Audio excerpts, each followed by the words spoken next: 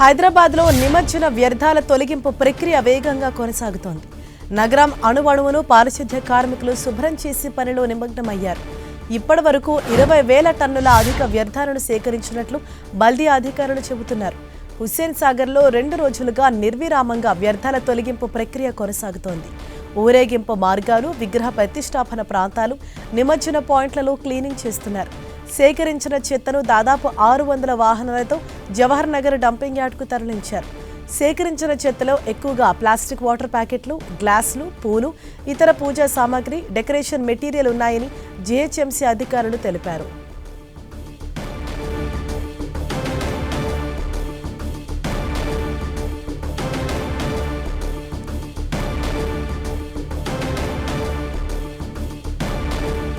దీనిపైన మరింత సమాచారాన్ని మా ప్రతినిధి రాముడు అందిస్తారు.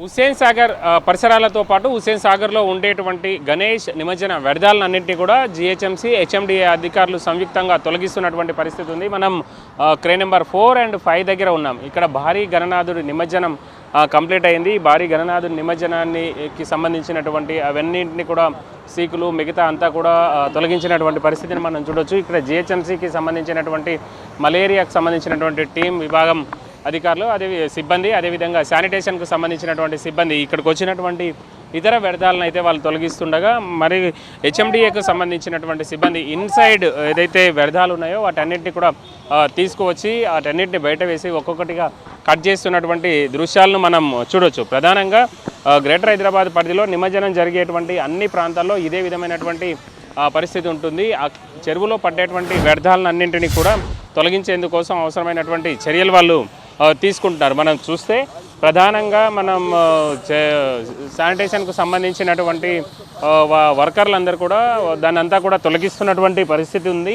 ముఖ్యంగా గ్రేటర్ హైదరాబాద్ పరిధిలో ప్రతిరోజు 6 నుంచి 7,000 మెట్రిక్ టన్నుల చెత్త వస్తుంటుంది. ఇప్పుడు ఈ నిమజ్జనం టైంలో ఈ చెత్త మరింత పెరిగినటువంటి పరిస్థితి. ఒకవైపు పూజా సామాగ్రి కోసం ఉపయోగించేటువంటి అవి, అదేవిధంగా కొంతమంది క్రెయిన్తో అంటే వాహనాల్లో తీసుకొచ్చినటువంటి పేపర్ షార్ట్స్ అవన్నీ కూడా చాలా చికాకుగా మారినటువంటి పరిస్థితి ఉంది శానిటేషన్ సిబ్బందికి. అదేవిధంగా ఎక్కడైతే ప్రసాదం పంపిణీ చేస్తారో అక్కడ మరింత ఇబ్బందికర పరిస్థితులు వచ్చాయి. ప్రసాదం తిన్న తర్వాత ప్లేట్స్, అటు పేపర్ ప్లేట్స్ కానీ అదేవిధంగా ఇతర రకాల ప్లేట్స్ ఏవైతే ఉంటాయో ఆ ప్లేట్స్ అన్నీ కూడా రోడ్డు పైన పాడేయడం కారణంగా కొంత ఇబ్బందికరంగా మారిపోయినటువంటి పరిస్థితి ఉంది.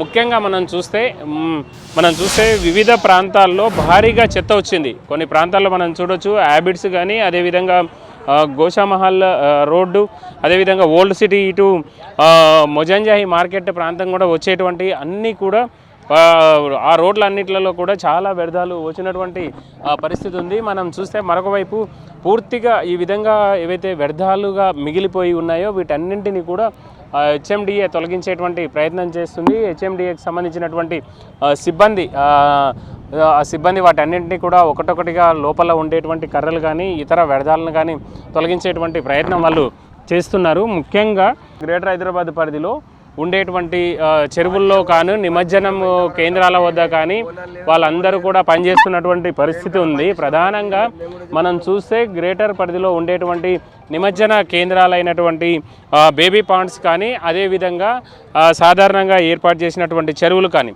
వీటన్నింటి వద్ద ఇదంతా కూడా నిండిపోయింది. అదేవిధంగా వచ్చినటువంటి వ్యర్థాలన్నింటినీ, అదేవిధంగా ఆ స్టీల్ అన్నింటినీ కూడా కట్ చేసి ఇక్కడ నుంచి పంపించేందుకోసం ఏర్పాటు చేస్తున్నారు. ఈ విధంగా హుస్సేన్ సాగర్లోనే దాదాపు 10 నుంచి 15,000 మెట్రిక్ టన్నుల వ్యర్థాలు వచ్చేటువంటి అవకాశం ఉంది. అదేవిధంగా జీహెచ్ఎంసీ గడిచినటువంటి 3 రోజులుగా హైదరాబాద్ నగరంలోని ప్రధానమైనటువంటి నిమజ్జన కేంద్రాల్లో కూడా నిమజ్జనమైనటువంటి కేంద్రాల వద్ద, అదేవిధంగా ప్రధానమైనటువంటి రహదారుల వద్ద దాదాపు 3 నుంచి 3,500 మెట్రిక్ టన్నుల చెత్తను ప్రతిరోజు తీసినటువంటి పరిస్థితి ఉంది. ఈ విధంగా గ్రేటర్ హైదరాబాద్ పరిధిలో సాధారణంగా వచ్చేటువంటి చెత్తతో పోల్చినప్పుడు దాదాపు 3 నుంచి 3,500 మెట్రిక్ టన్నుల చెత్త, అంటే 10,000 మెట్రిక్ టన్నుల చెత్తను ప్రతిరోజు జీహెచ్ఎంసీ లిఫ్ట్ చేసినటువంటి పరిస్థితి ఉంది. మొత్తంగా చూసినప్పుడు మరికొద్ది రోజులు, ఈరోజు రేపు ఎల్లుండి కూడా సమయం పట్టేటువంటి అవకాశం ఉంది చెరువుల్లో శుద్ధి జరగడం కోసం. అందుకోసం ఇటు హెచ్ఎండిఏ, జీహెచ్ఎంసీ సంబంధించినటువంటి సిబ్బంది ప్రత్యేకంగా దీనికోసం కేటాయించి ఈ చెరువుల వద్ద